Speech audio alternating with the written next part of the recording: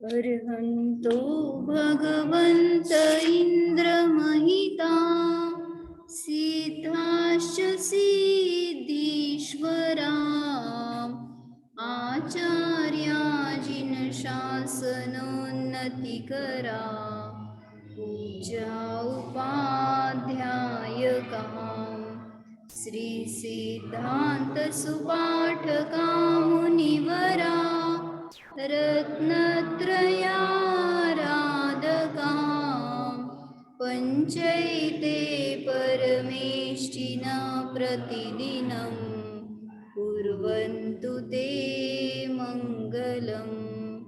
श्रीमन्नम्रसुरासुरेन्द्रमुकुट प्रद्योतरत्नप्रभा भास्वत्पादनखेन्दव प्रवचनां बोधिन्दवस्थायिनः ते सर्वे जिनसिद्धसूर्यनुगतास्ते पाठका साधव स्तुत्या योगिजनैश्च पञ्चगुरव कुर्वन्तु ते मङ्गलम्। सम्यक् दर्शनबोधवृत्तममलं रत्नत्रयं पावनं मुक्तिश्रीनगराधिनाथ जिनप तीर्थोप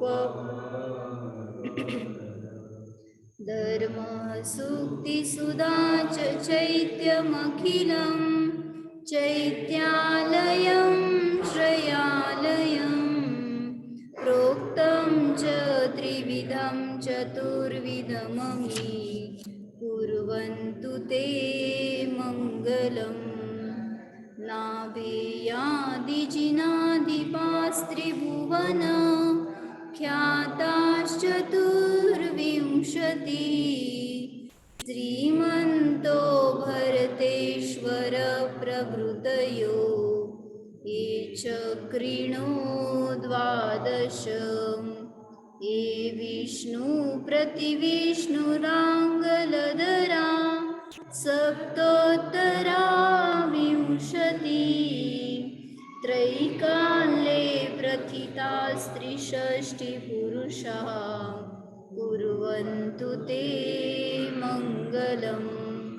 कुर्वन्तु मे मङ्गलम् कुर्वन्तु नो मङ्गलम्। काय बघितलं होतं आपण मंगलाष्टक स्तोत्रमध्ये चौथा श्लोक बघत होतो. काय सांगितलं होतं सांगा अर्थ आता सगळं विसरून गेलं. जे काही त्रिषष्टी पुरुष म्हणजे 63 जे पुरुष आहेत पुराण पुरुष किंवा महापुरुष म्हणले जातात तर ते माझं मंगल करत अशी भावना आहे. ते काय मंगल करतात का आपलं तर एक काय म्हणायचं सम्यक दृष्टी जीवाला सुद्धा मंगल म्हणलेलं आहे. त्यामुळे ते सम्यक्त्व त्यांचं जसं सम्यक्त्व होतं किंवा त्यांनी जशी चर्येमध्ये ज्ञानामध्ये ध्यानामध्ये स्थिर होते त्यांनी जशी आपल्या आयुष्यामध्ये प्रगती केली त्यानुसार आपण सुद्धा आचरण करून मंगल अवस्थेला प्राप्त होऊ शकतो किंवा मंगल अशा आत्मस्वभावाला जाणून त्याला प्राप्त होऊ शकतो. ह्याच्यासाठी म्हणून ते मंगल आहेत असं म्हणलं. जसं की अरिहंत सिद्ध मंगल का म्हणले? अरिहंत सिद्ध काय ऋषभ कोण मंगल आहेत? अजून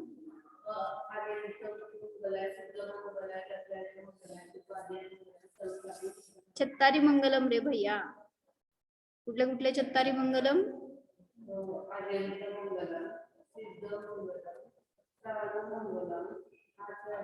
होय, नवीन मंगलाचरण काढला का काय?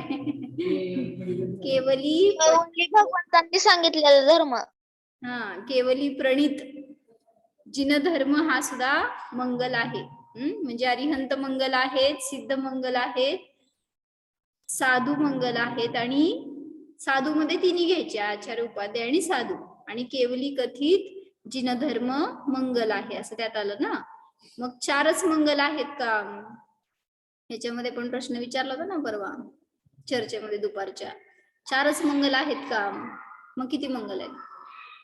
मग त्याने असं घेतला टॉपिक की चत्तारी मंगलम म्हणलेत म्हणल्यावर 4 मंगल, बाकीचे सगळे अमंगल, असंच अर्थ होतो ना. चत्तारी मंगलम म्हणजे 4 मंगल आहेत, बाकीचे शेष तुम्ही जे काय म्हणाल ते सगळं अमंगल आहे असं म्हणावं लागेल. मग तसं आहे का? कसं? जे प्राप्त केलेल्या अपेक्षेने त्यांना सर्वत्र त्यांनी त्यांच्या कार्याच्या अपेक्षेने मंगल आहे, आपल्याला सुद्धा मंगल त्यांनी दिलेलं त्यांनी सांगितलेले मार्ग हे आम्हाला मंगल कार्य त्या अपेक्षेने त्यांना मंगल असतं. मग त्यांनी विचारलं परत पुढे की निज ध्रुव आत्मा मंगल आहे का अमंगल आहे? मग 5 मंगल झाले का नाही? 4 कुठे राहिले? मग तेच सांगितलं की या 4ही मंगल मध्ये सुद्धा आत्माच आहे. आत्म्याची ती दशा प्रगट झालेली आहे म्हणून तुम्ही त्याला नमस्कार म्हणताय, ते मंगल म्हणताय पर्याय.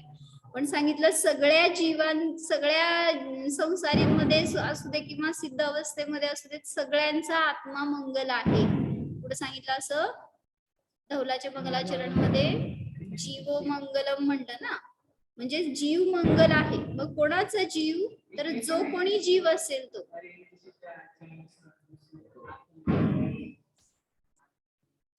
हा, ते वेगळं मला सांगायचं होतं की जीव मंगल आहे असं सांगितलंय धौलामध्ये. मग त्यामुळे तिथं कोणी असू दे, तो बहिरंगामध्ये पर्याय कुठल्याही दशेत असू दे, त्याचा शुद्ध आत्मा मंगल आहे. त्यामुळे तिथं 5 मंगल आहेत असा अर्थ नाहीये, 4च मंगल आहेत. पण त्या 4ही पण जीवाच्याच अवस्था आहेत, त्यामुळे त्यातला जीव एक मंगल घेतला तर त्यामध्ये तो व्याप्त आहे. म्हणून 5 मंगल आहेत असा अर्थ नाही, तर 4 मंगल आहेत असं सांगितलं होतं. मग इथे सांगतायत की हे 63 शलाका पुरुष मंगल आहेत. सांगितलं होतं आम्ही 63 शलाका पुरुष माहित आहेत का संजय काका? 63 शलाका पुरुष असतात. सगळ्या कल्पकाळामध्ये असे 63 जण होऊन गेले. कोण कोण 63 मध्ये?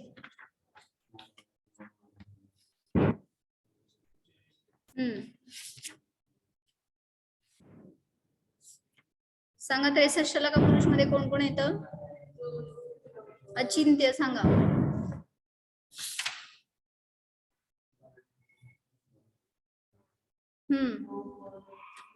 बलभद्र 24 तीर्थंकर 9 नारायण भद्र 9 नारायण 9 बलभद्र 9 प्रति नारायण 9 प्रति नारायण पुढं 12 कामदेव. हा, किती झाले? 12 चक्रवर्ती. किती 64 पेक्षा जास्त झाले काय? 63 पेक्षा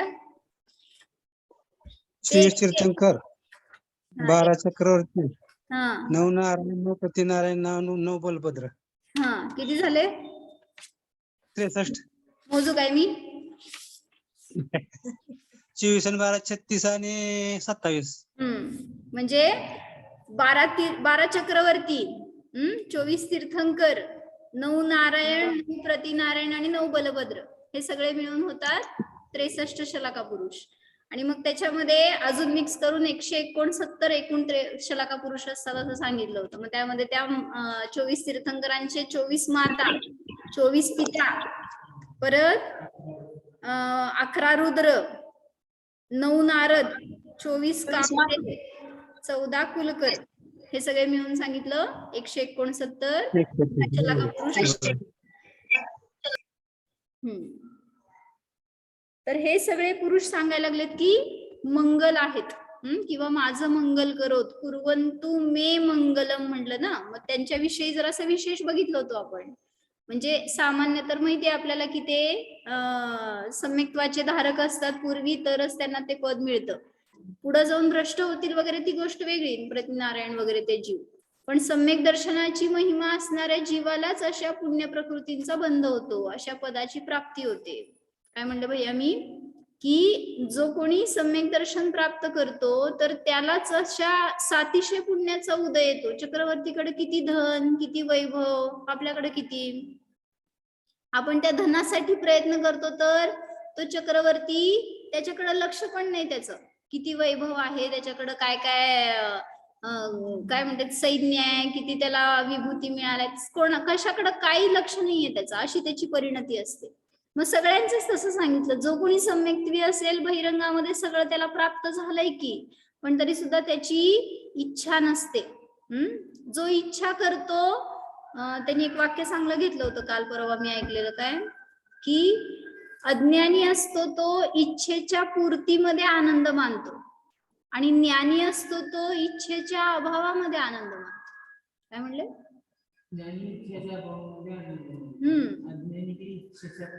म्हणजे काय, पूर्ती करायला जातो ना अज्ञानी जीव. काय करतो, इच्छा झाली अंतरंगामध्ये की 1,00,000 रुपये कमवायचे, किंवा एक नेकलेस आणायचा आहे, अज्ञानीची इच्छा. आणि मग ते आणेपर्यंत, त्या इच्छेची पूर्ती होईपर्यंत सगळी धडपड, आणि मग ती पूर्ती झाल्यावर किती आनंद, सगळं काय म्हणले अतिंद्रिय आनंद झाला एकदम.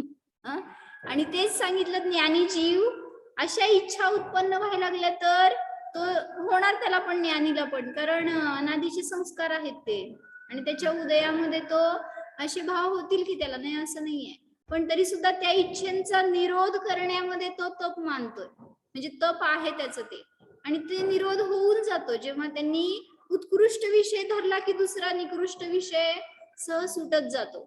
जसं म्हणलं ना, त्या मुलाला, लहान मुलगा माती खायला लागलाय, त्याला म्हटलं खाऊ नको, सोड, कधी सोडतो तो, नाही सोडत.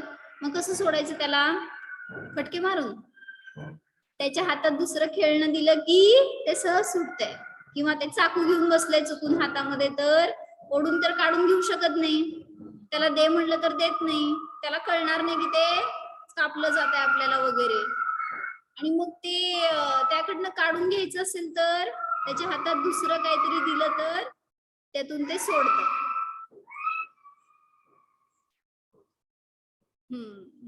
मग ते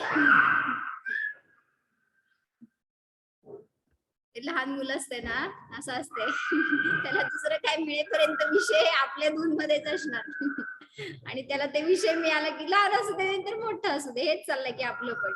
जोपर्यंत तुम्हाला उत्कृष्ट विषय शुद्ध आत्मा नाही मिळणार तोपर्यंत हे सगळे बाहेरचे भोग म्हणजे अट्रॅक्शन वाटतं, त्याच्याविषयी एक कुतूहल असतं, एक काय म्हणायचं इच्छा असते अंतरंगामध्ये, ते मिळवावं, भोगावं वगैरे.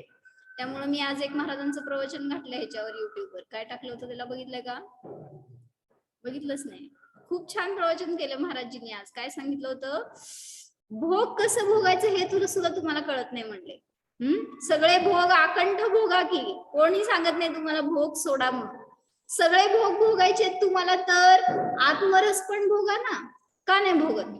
म्हणले की तुम्हाला थाळ मध्ये सगळं सजवून ठेवलंय जेवणाच्या पंचपक्वान्न, म्हणले सगळ्याचा स्वाद घ्यायचंय, सगळं खायचंय तुम्हाला.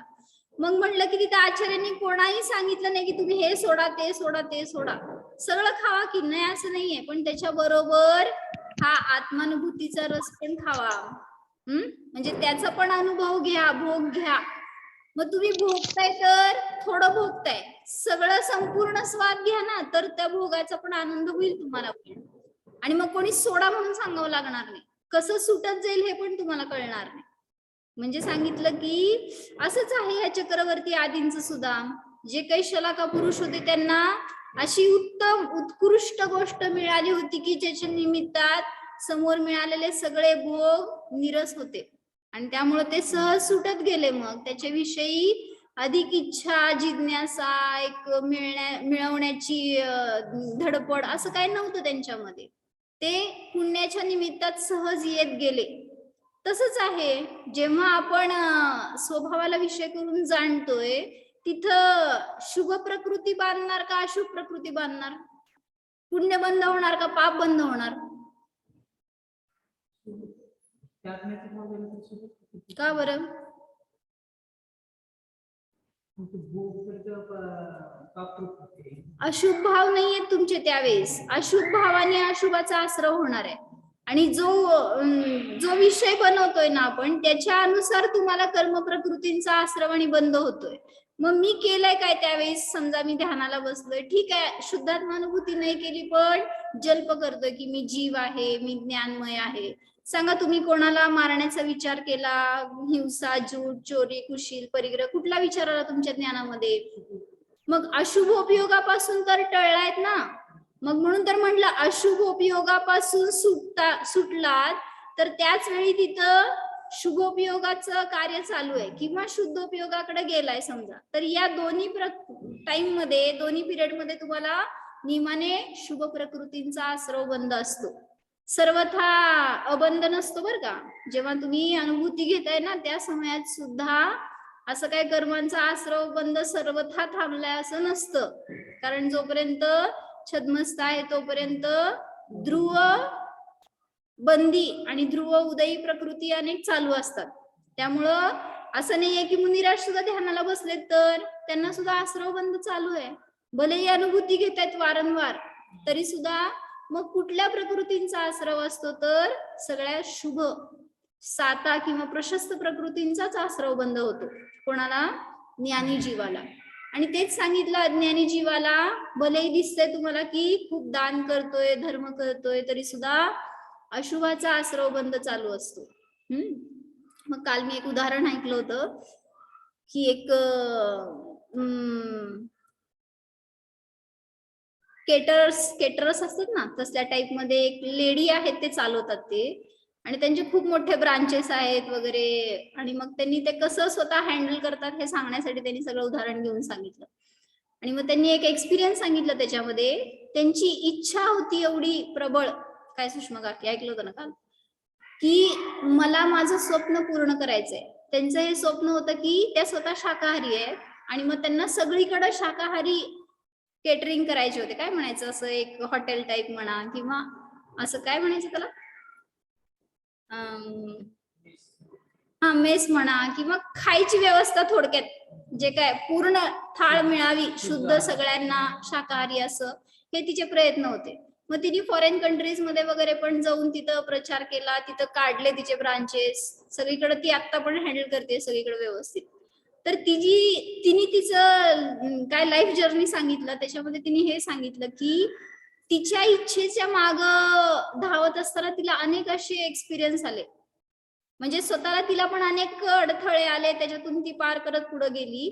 पण जेव्हा ती त्या फील्ड मध्ये एंट्री केली त्यावेळेस तिला अनेक चांगले लोक मिळाले ज्यांचं सपोर्ट मिळालं. आणि नंतर अनेक अशा स्त्रिया आल्या तिच्या कॉन्टॅक्ट मध्ये की तू एवढं जर पुरुषार्थ करू शकते, तुला जर हे मिळू शकतं पद, तर आम्ही पण आमच्या ठिकाणी, आम्ही जिथं राहतोय अशा ठिकाणी आम्हाला पण चालू करण्याची इच्छा आहे.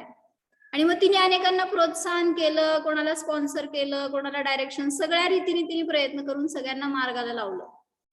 पण एक स्त्री अशी आली होती, म्हणली की त्यांना फोन आला होता आणि तिचं वय होतं म्हणले 57 वर्ष, आणि तिने फोनवर बोलली की मला सुद्धा तुमच्यासारखं काम करायचंय.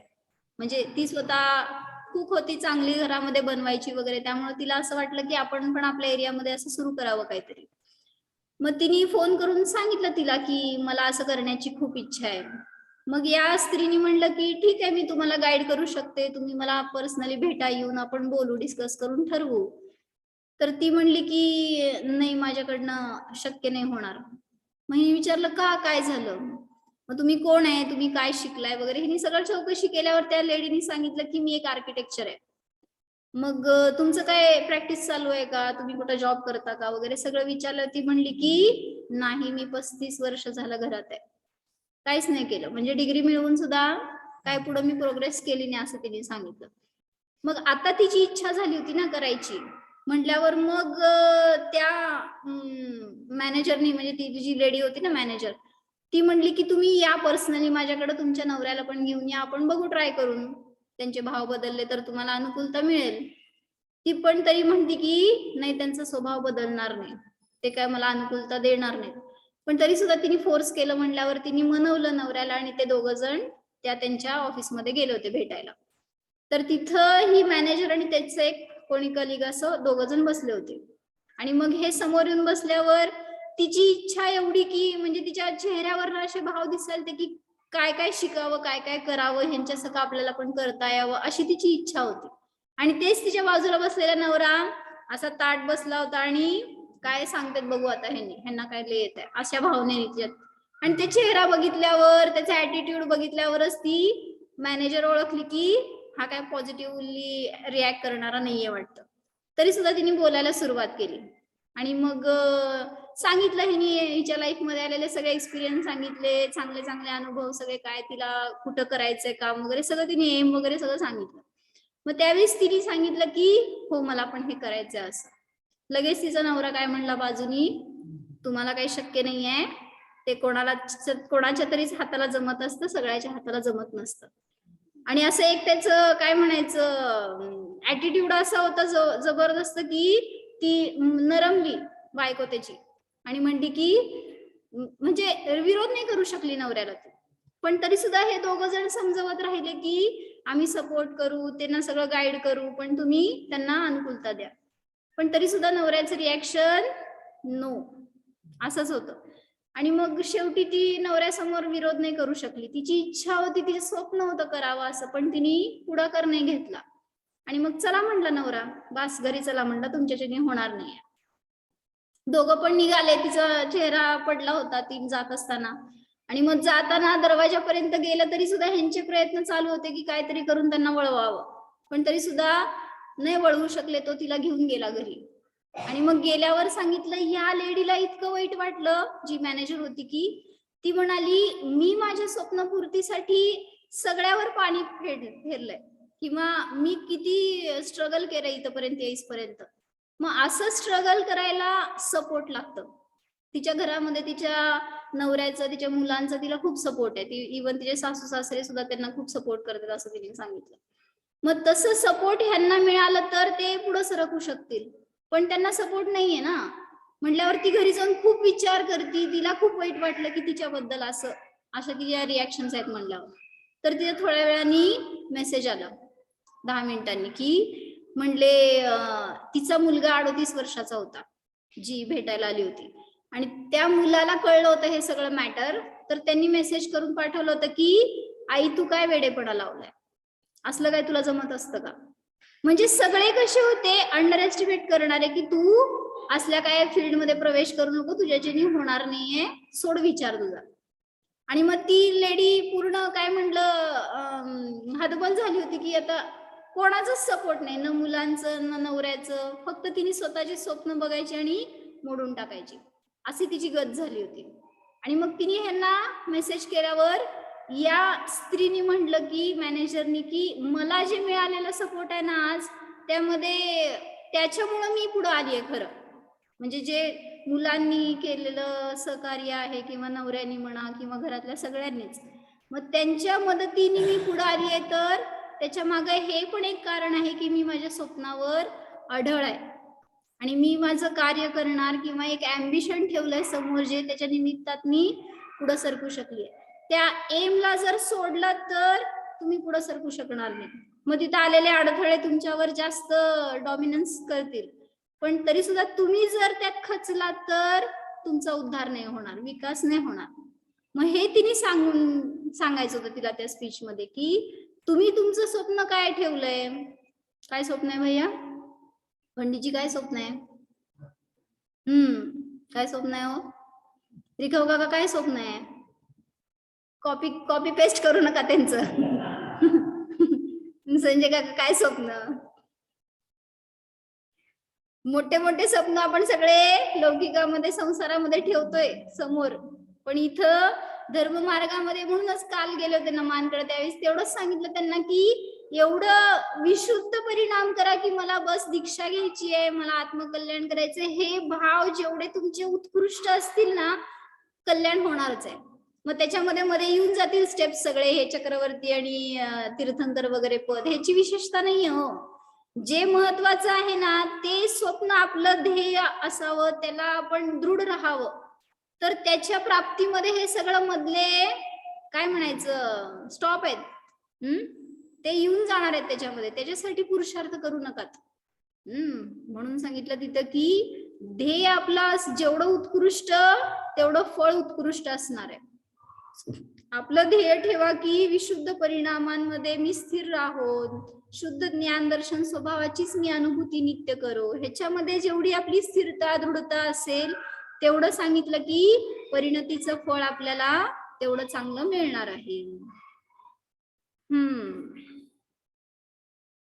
त्यांनी एक इथं हे सांगितलं होतं, आपल्या परिणामांचं फळ आपण कसं भोगतो त्याच्यासाठी राम आणि सीतेचं उदाहरण घेतलं होतं एक चांगलं. आपल्यावर पण चांगलं घडते ते, फक्त एकदा वाचते बघा. जिनेंद्र के शासन का शरण मिलना कोई सरल बात नहीं है, इसके मिल जाने पर इंद्रपना तथा राजा महाराजापना भी कुछ महत्व नहीं रखता. चक्रवर्ती हे काय तुमचे नारायण प्रति नारायण सगळे हे पद त्याच्या समोर काहीच मोल नाहीये. जेव्हा जिनेंद्र भगवंतांचं पादमूल आहे किंवा स्वतःचा आत्मा शरण आहे त्या समयाला, अपने स्वभाव की दृष्टि जिसकी आ गई वह छोटे भगवान है, उन्हें जिनेंद्र का लघुनंदन कहा भी है. ज्यादा से ज्यादा परिश्रम करके यह बात प्रतीति में आनी चाहिए कि कोई मेरा नहीं है. जब स्वार्थ नहीं सदता है तो चमड़े से प्रेम करने वाले थोडे है कोई. काय म्हणले मी, जेव्हा स्वार्थ असतं ना तेव्हाच या चामड्याशी प्रेम करतात लोक. माझे आई वडील म्हणा, मुलगा मुलगी, काय तुमचे पती पत्नी जे आहात ना, त्या चामड्याशी प्रेम आहे, त्यांचं स्वार्थ आहे त्याच्या माग, म्हणून ते तुमच्या जवळ राहतात. तुम्हाला वाटतंय माझ्यावर प्रेम आहे म्हणून राहतायत, गैरसमज नको, त्यासाठीच त्यांनी छान उदाहरण दिलं पुढं. परत एकदा वाचते वाक्य. जब स्वार्थ नहीं सधता है तो चमड़े से प्रेम करने वाले थोड़ी है कोई. स्वार्थ आहे म्हणून तुमच्या मागे चिकटलेत ते, स्वार्थ नसेल तर काय काय स्वार्थ का काय इथं आलाय, काय स्वार्थ स्वार्थ असतो त्याच्या मागे, त्याशिवाय कार्य करत नाही आपण. मग स्वार्थ काय आहे ते शोधून काढायचं फक्त आपण. ऐसा कोई नहीं मिलेगा जो एकांतिक प्रेम करता हो, स्वार्थ में भूल चुके. वैसे तो स्वरूप ही ऐसा है कि सभी अपने अपने खुदगर्ज है. स्वार्थी आहात सगळे, त्याच्याशिवाय तुम्ही कुठलंही कार्य करत नाही. गुरुकडे काय येतो सांगा, का आलाय? स्वार्थ आहे तुमचा, त्याशिवाय येत नाही. गुरुसाठी थोडी ना आलोय, मला यायचं होतं, मग माझी इच्छा पूर्ण करण्यासाठी इथं आलोय, म्हणजे स्वार्थ आहे त्याच्या मागे. मग धर्मात जावा नाही तर अधर्मात जावा, दोन्हीकडे पण स्वार्थी आहात. प्रत्येक द्रव्य अपना ही तो कार्य करता है. बड़े बड़े महापुरुष श्री राम, सीता, लक्ष्मण, लव कुश, तीर्थंकर व उनके परिवार, भक्त, मित्र, जन सब अपने आप में प्रेम करते थे. श्री राम के वन जाते समय सीता जी से नहीं रहा गया, सीता जी साथ में चल दी. का सांगा, जेव्हा वनवास मिळाला की नाही रामाला भैया, त्यावेळी सीता का गेली बरोबर? कशाला जायचं ना तिथं, काय ते महाल होतं, काय कपडे दागिने, खायला प्यायला काही सोय नव्हती जंगलामध्ये, तरी सुद्धा का गेली सीता? रामाशी काय मोह वगैरे असलं नाही हे सांगायचंय मला. रामाशी प्रेम आहे म्हणून तुम्ही म्हणाल गेली तिच्या बरोबर, त्याच्या बरोबर तर नाही. का गेली सांगा?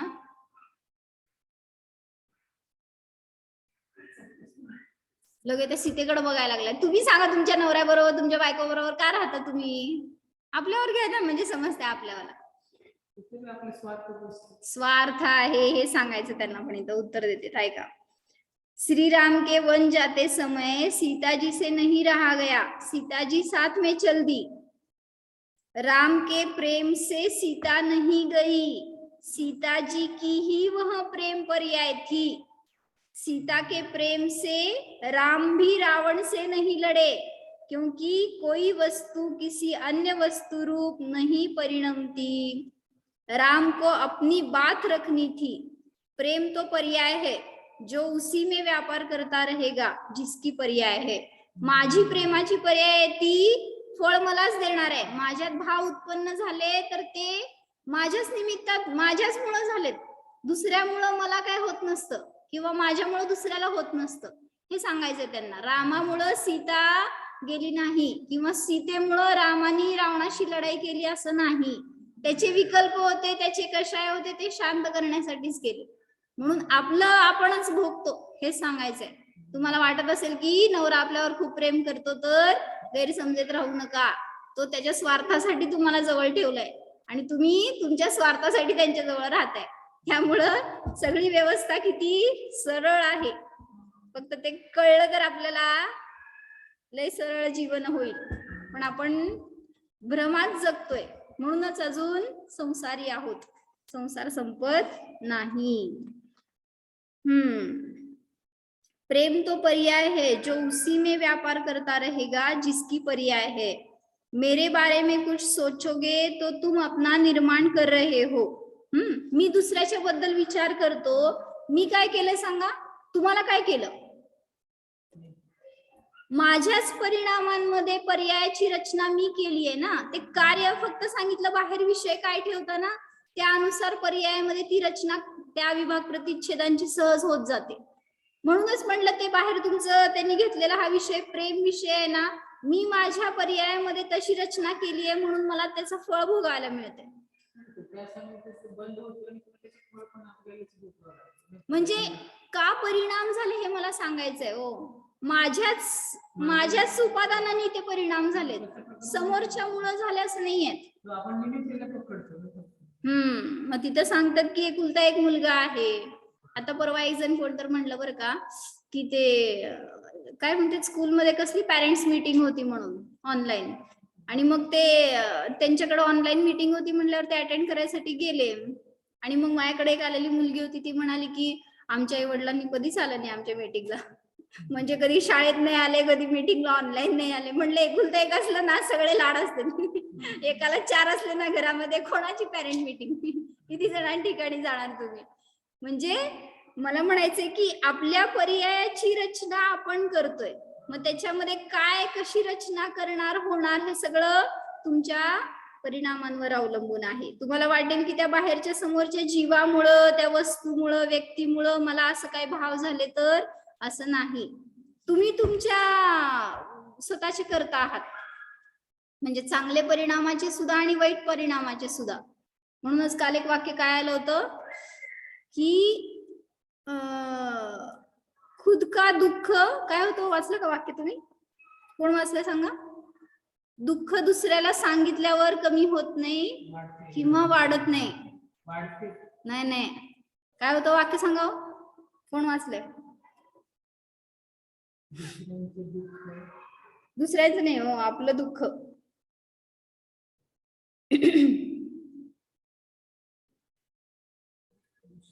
तेरे दुख तेरे ही रहेंगे फिर चाहे तू इसको सुना या उसको सुना. म्हणजे तुझं दुःख तुझंच राहणार आहे. तुला वाटते की सगळ्यांना सांगितल्यावर ते कमी होते, तर तसं कमी होत नाही. म्हणून भूलमध्ये राहू नकात, भ्रमात राहू नकात. तुमचं दुःख आहे तर ते तुमच्या दुःखाची रचना कोण केली सांगा? तुम्हीच केली आहे. इथे शास्त्रासमोर बसल्यावर सांगायला बरं वाटतंय, इतर वेळेस स्वीकारच होत नाही त्याचा.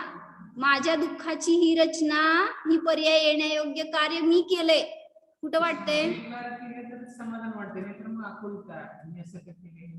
ते कधी स्वीकार होतं? वेळ निघून गेल्यावर. काय उपयोग त्याचा मग? म्हणजे वेळेला महत्व असतं ना. म्हणून तर मग धर्म तुम्हाला शिकवतोय काय? स्वतःची परिणती पडताळा, स्वतःच्या सुख दुःखाचा करता मी आहे हे स्वीकारा. आणि जिथं स्वीकार होणार आहे ना, बघा की अशी सासू का मिळाली, अशी सून का मिळाली, असा नवरा, मुलं अशी का मिळाली? मी केलेल्या परिणामांचं फळ आहे. कुठं वाटतंय? समजा सासू खास्ट आहे, सूनबाई मिळालेली विरोधीच आहे, असे असतील तर तुम्हाला असं वाटतं का मी केलेल्या चुकांचं हे फळ आहे? किती वाटतं रेश्मा काकी? समजा सुना उद्या काय ऐकणारच नाही तुमचं, असे भेटल्यात तर माहित नाही मला आज कसले आहेत बरं का, मी आपलं उगीच उदाहरण देते. मग ते त्यांच्यावर किती रोष जातो आपला, की त्या अशा का, मी अशी का असं पण बघत नाही, कारण वाटतच नाही की हे माझं फळ मला मिळतंय. त्यामुळं सुख असू दे किंवा दुःख असू दे, मी बनवले त्याला आणि त्यामुळं ते फळ मलाच मिळणार आहे.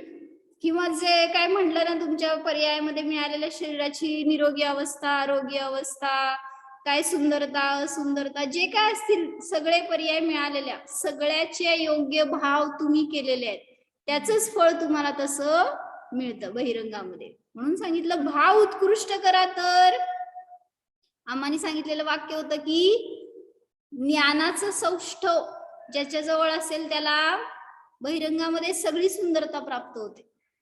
म्हणजे सुंदर रूप जर मिळालं असेल तर, मागं सांगितलं होतं उदाहरण मी, हे ज्याला आज सुंदरता आहे ना शरीरामध्ये, सगळ्या रूपाने सुबकता आहे, तर त्याचं भूत परिणाम कसे होते पडताळा, कारण त्यांनी केलेल्या परिणामांचं फळ त्याला आज असं शरीर मिळालंय. मला आज असं शरीर मिळालं ते मागच्या भावात मी केलेल्या भावाचं फळ आहे ना. मग त्या भावात काय भाव केले होते, ते किती सुंदर होते ना, त्यानुसार तुम्हाला आज रूप मिळालंय. जाऊन आरशात बघताय का आज? ते म्हणले आरशात तर तुम्ही बघता, पण कधीच आरशात तुम्ही स्वतःला बघत नाही. मग बघा, ती कला येऊ द्यात. जेव्हा आरशात बघता ना तेव्हा स्वतःला बघा. शरीरालाच बघत राहतोय आणि ते म्हणजे मी मानतोय, आपल्या परिणामांना बघा, तर तिथं कळेल की याची रचना करणारा दुसरा कोणी नाही, मीच आहे. मग आज केलेल्या भावाचं फळ तुम्हाला पुढच्या भावात दिसणार आहे. कोणाला कळणार? इथल्या कोणाला तर कळणार नाही. तुमचं तुम्हालाच ते कळणार आहे की आपल्याला असं का फळ मिळालं.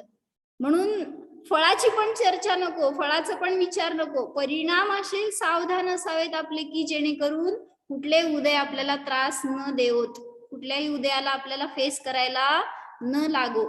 ह्याच्यासाठी सांगितलं की या सगळ्या पदांची प्राप्ती होय म्हणून, व्हावी म्हणून धर्माच्या निकट येऊ नका.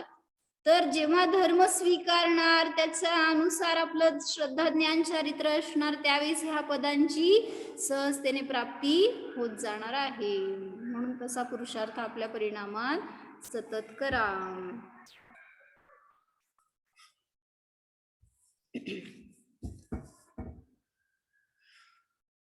हो, जाणा हा मी आत्मा परद्रव्य परभावाचा अकर्ता आहे, मात्र ज्ञाता आहे, द्रष्टा आहे.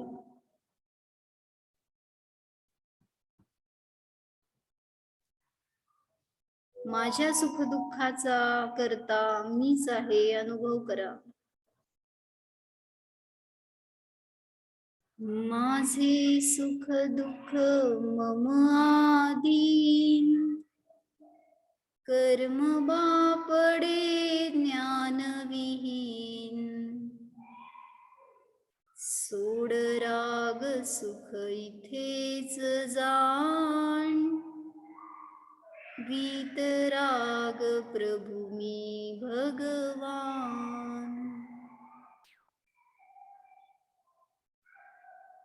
या स्वभावामध्ये दुःख नाहीच, सुखवान आहे आत्मा पहा.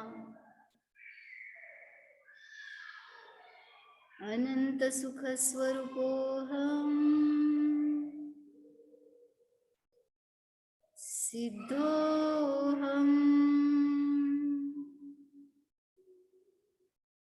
ओम